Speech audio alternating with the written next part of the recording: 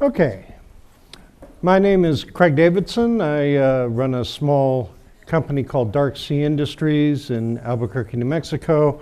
I work a lot with the University of New Mexico, and my primary research partner is Dr. Peter Vorobiev. I'm going to talk today about why NASA will not get us to Mars. And Peter had me correct it to say current direction will not get us to Mars. I have no hope that NASA is going to change their current direction, mainly because it's out of their hands. But NASA did change before. Before NASA existed, Sputnik was launched. And what was called NACA at that time was an advisory council, got changed and became NASA with all kinds of different ideas about what was going to go on. And we could have a similar surprise in the near future from the Chinese space program, which is much better funded and much better thought out than ours is. So it took Congress and the President a year to act, but we did eventually get NASA. So Sputnik, in fact, launched NASA. We then had our only manned space program, Apollo. It was canceled by President Nixon in 1972. What you may not know is that it was canceled by Congress 4 years before that, because they essentially stripped all the funding for it. So this was a Democratic Congress with a Democratic president stripping out all the funding for a Democratic program. And we'll see a lot of the political stuff going back and forth as part of the history of this. But that's basically the premise, is that if you have the government as a partner, you have an unreliable partner. This also caused an economic collapse in the Seattle area. They didn't, computers in those days were black and female. And so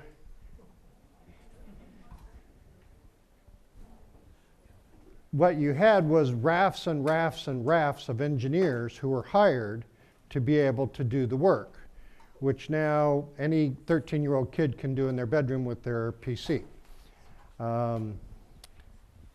So when they said, we no longer need all of these engineers, it was a gigantic economic collapse. That led to a different philosophy.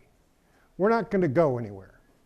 We're going to just run around in super duper planes that get to a little bit higher altitude than our regular planes. And we're going to spend billions and billions of dollars going round and round at slightly higher altitudes. And that has been the philosophy that has persisted to this day. We now have not the Apollo capsule, but the Orion capsule, okay, which somebody took a 3D modeling program and did a expand on the 3D volume of it. It did get some French doors, which are really nice.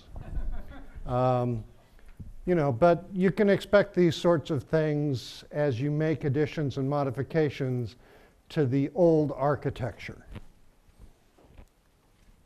Instead, we have bright people like Elon Musk who are saying, you know, I don't want to keep flying experimental rockets. I'd rather have proven veteran rockets, rockets that are reliable, that have already flown more than once, that can fly multiple times.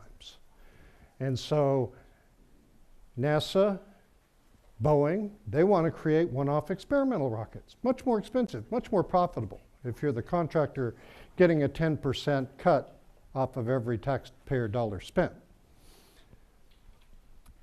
Elon Musk has a different purpose in mind. He wants to go to Mars.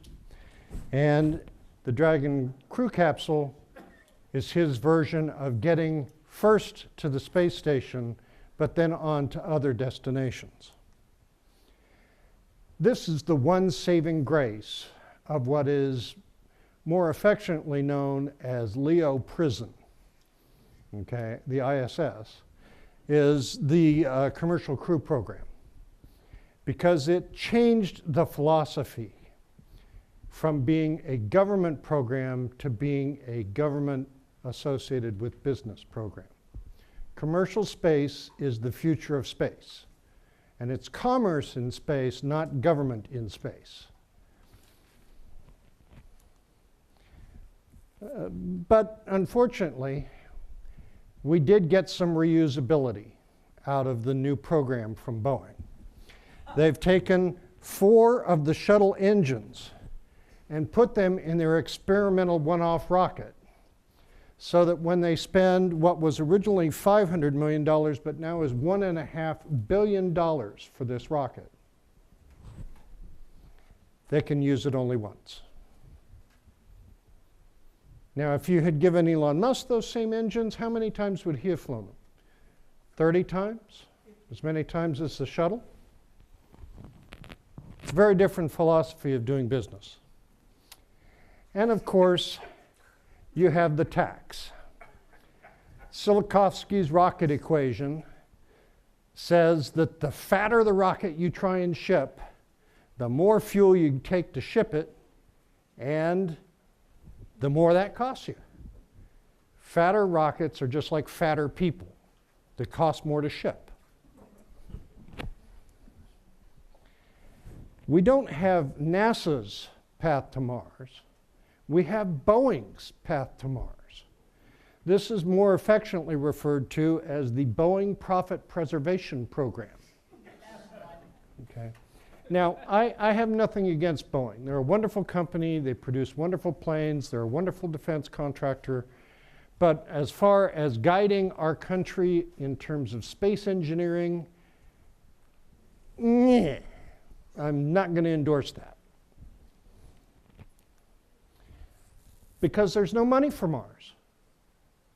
I mean, if you look at the headlines, lawmakers have to be convinced, and NASA admits they can't put a person on Mars. They don't even have an orbiter set up to relay the information from the 2020 rover, the most advanced rover we're ever going to send, okay? And we won't be able to talk to it because the 20-year-old Mars Reconnaissance Orbiter is the only way to talk to it, and by that time it may have died. It's well past its service life already. And nobody thought to put it in the budget to have a way to talk to the rover that we're going to put on the ground. This is part and parcel of a plan that NASA has had. In the 1960s, we were going to go to Mars in 10 years. And then in the 1970s, it was 15 years. And then in the 80s, it was 20 years. 90s, 25 years. 2000, 30 years. 2010, 35 years. Okay, that's about where we're getting our promises now. And we can predict confidently that by 2040, they will promise to take us to Mars by 2090. Okay? Mars is not a NASA priority because they don't control their own destiny. SpaceX, on the other hand, says we're going to do it in the 2020 to 2030 timeframe. Okay? We're doing a short leap, 15 years. And you start off from Earth, you launch a ship here, you get some tankers up there and refill it in orbit, the ship heads off to Mars, you turn around, you do the retro-repulsive landing that they're so good at, and you land here on Mars. You have a in situ or on the ground propellant production where you can gas it back up, send it back home. And then you land it, and then you don't put it in a museum, you don't take it out and dump it in the ocean, you turn it around, gas it up, and fly it again. An entirely different way of thinking. This is very much in common with what the old-time NASA guys said. Does everybody here love NASA? I mean, pretty much all of us. Most of the graybeards here, we grew up watching the launches, okay? We saw them when NASA was doing what it's supposed to do. And, you know, we may not like some of the things they're doing now or some of the things that have been forced upon them, but we do love them. Buzz Aldrin has come up with a different way of doing things. A cycler system, an infrastructure for space, so that the very first year you go up to the moon, you build a base there. Why does nobody go to space? Because there's nowhere to go. We don't have a single asset in space to go to. We have a high altitude orbit, ISS station, Leo prison, which has kept us imprisoned for 40 years. Instead, we could 2 years later build Johnson Prime. And then 2 years later, we could build Luna Prime. And 2 years later, well, 3 years because of the way the Mars cycle works, Ares Prime. And then 2 years after that, we build the Ares base itself. And so before 2030, we have men, women, humankind settling Mars in an architecture that is based on continuous operation, on something that is very much like the airport system that we already know and sometimes love. Now, in Aldrin's cycler directly for Mars, that looks very much at the first part where you have Earth trucks. You've got to have something that gets out of the gravity well. Then you stop at your airport to change planes because you're going to go on a different destination.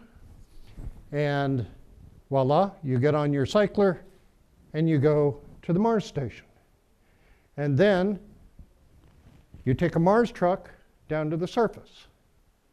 And when you're ready to come back, you take a Mars truck from the surface to the station, a cycler back to home, and back to Earth. So in essence, we're talking about the regularization of space travel.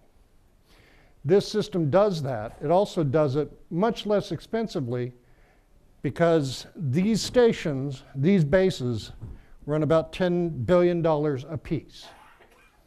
And it takes about $50 billion a year to support that sort of effort in total.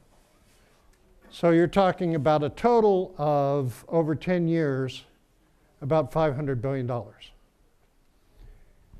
To put that in perspective, that's less than 1% of the federal budget. It's less than 10% of the DoD budget. And are we going to really look at each other and say that saving mankind is worth less than 1% or 10% of killing it?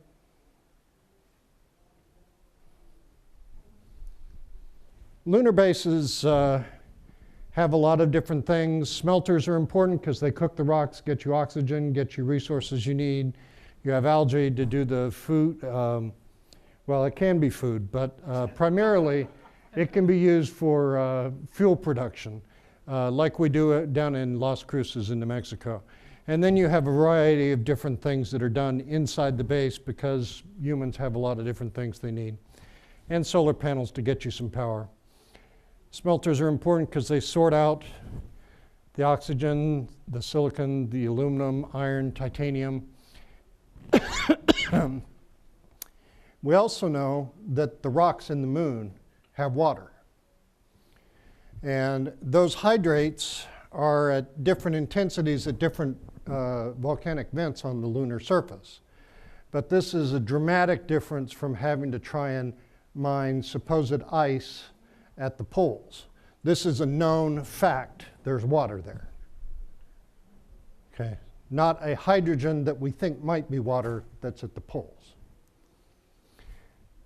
We also say that these bases are the resources for the stations. And as a result, you have to be able to build things. And this is what modern plants are going to become even here on Earth.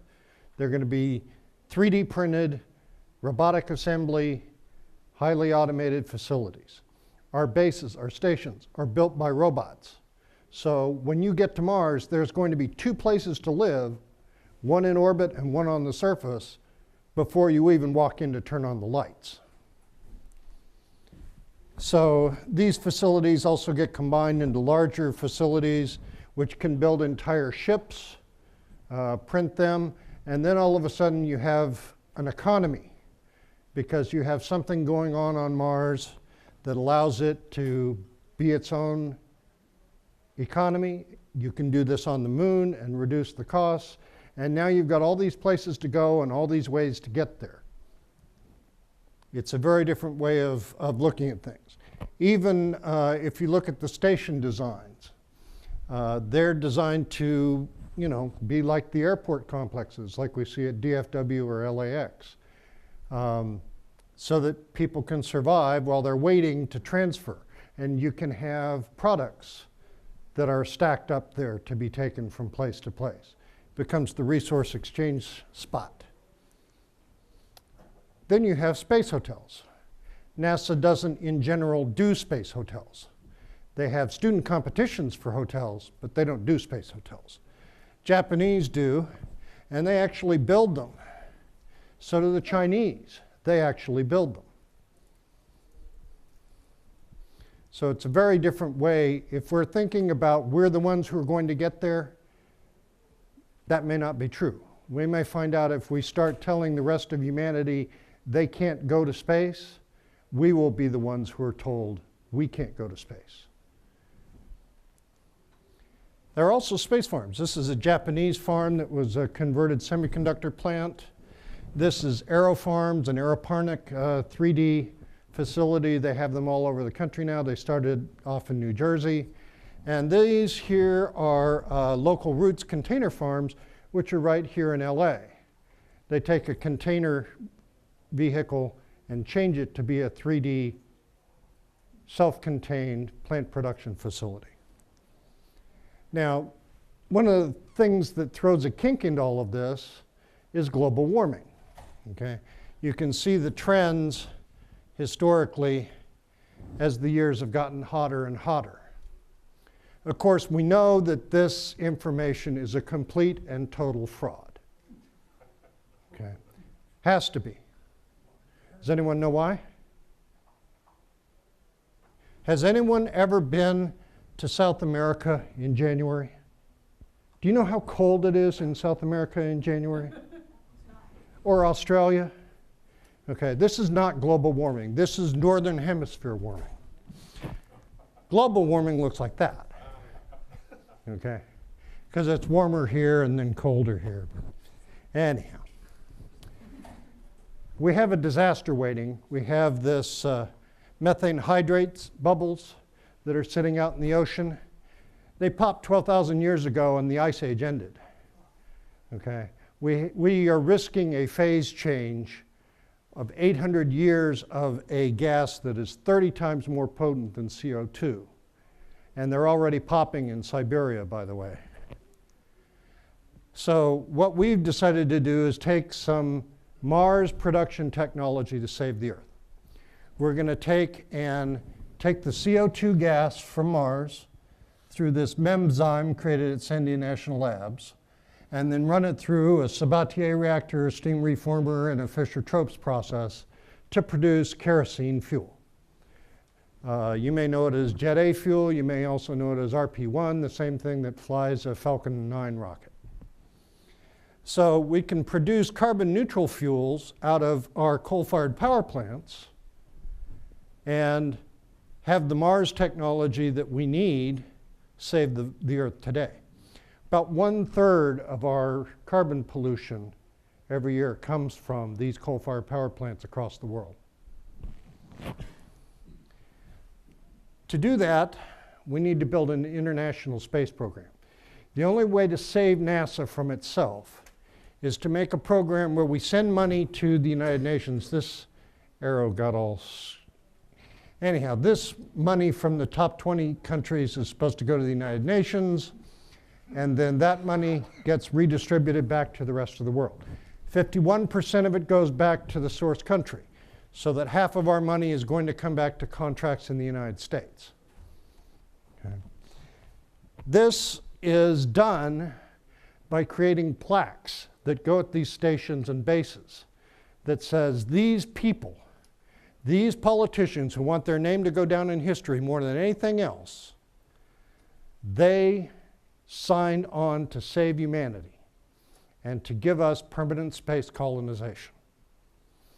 And so you break the control of the political cycle, you put it in the hands of technical people who advise the UN. The UN doesn't actually do it. They farm out the work to everybody else. That means we can end the process of having Congress see that money is more important for wars and killing people than it is for saving ourselves or for the exploration of space. NASA sees that restriction of money, forcing it to kill programs. We can stop that.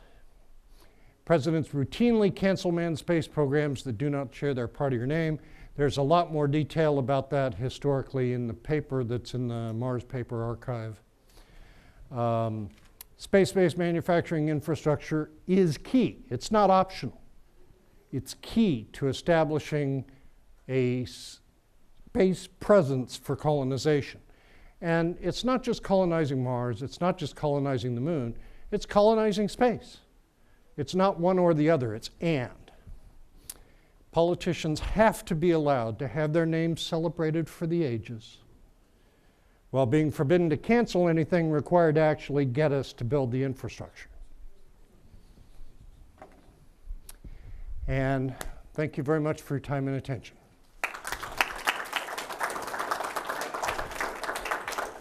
I have time? You got time? Wow, okay. This is amazing. Any questions? Number one. What's a memzyme? Memzyme is a specific membrane created at San Diego National Labs with the help of the University of New Mexico. It is carbon dioxide specific selective, such that it passes through 99+% of the carbon dioxide without passing anything else. So it's a very selective filter. And what we, last year's paper, we talked about the use of that in habitats, where we were teaching the walls of the habitats to breathe, such that you had distributed life support throughout your entire base. And so that's how we got started on this. And then we were talking about using it for Mars propulsion. And then we said, well, if we can do that, why don't we just suck the dirty gas out of a coal-fired power plant and expel it as a carbon neutral fuel. And so that's where that all came from. Next. Yes. Hi, I'm Xavier Simone. I'm with Boeing, so thank you for saying you like Boeing. They're a great company, actually. They're just not very good at space engineering. My question to you is, in your description of the cycler and Johnson Prime, Yes. how does that compare to the proposed Deep Space Gateway? Deep Space Gateway is designed to hang out around the moon, and it's not really designed to be a place for a large number of people or a large number of products to be contained. It is designed for small crews. It is designed for short-term use. We're looking not to build something that's like an RV you go use for the weekend. We're looking to design something more like a DFW, where you have a infrastructure built for long term. We're trying to build the airports in space for your future space planes. And by the way, let me just point out that Boeing has an X-37. It's currently in the B model. It's the only thing that's allowed to fly. Okay? It's a space shuttle-like robot. The C version is designed to carry 7 people, and the D version is designed to carry 15 people, if I understand those designs correctly. And they are wonderful little space planes that could be put atop the Falcon series of rockets and launched on a regular basis. They could be the really wonderful space trucks of our future. And that's my plug for Boeing. Anyone else? It's been a while since I read about this, but you probably know more of this about than me. What's the, I guess, building anything on the moon? Is anyone allowed to build anything? Yeah, the outer space, the legality of building on the moon is really his question. And the fundamental of that comes from the Outer Space Treaty. There's also the Space Act, which our Congress passed, saying that you're entitled to use the resources that you get in space. You can't own a specific part of the moon, but you own the resources that you extract from the moon. You can't own an asteroid, but you own the resources you extract from that asteroid.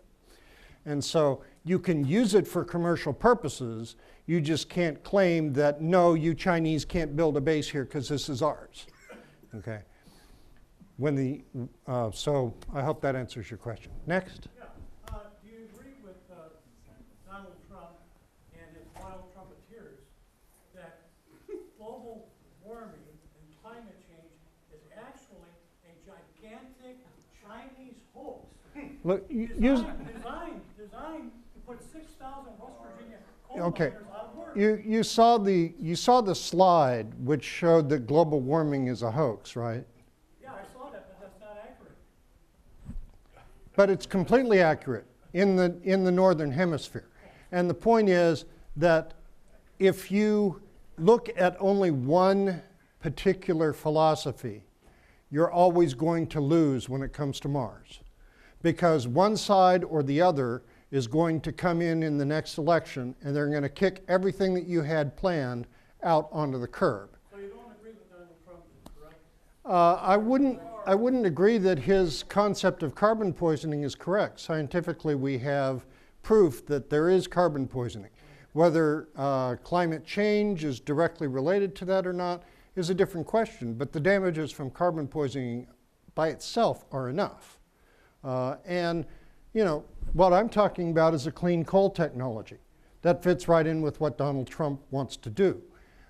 So if you try to put one political philosophy over another, you're always going to end up out on the curb when the next one comes in. Anyone else? Or, oh, I've got one more minute here. How would you propose to get an international Mars mission set up? For example, U.S. and China, which right now there are various laws that prohibit. How do you move in that direction? Right.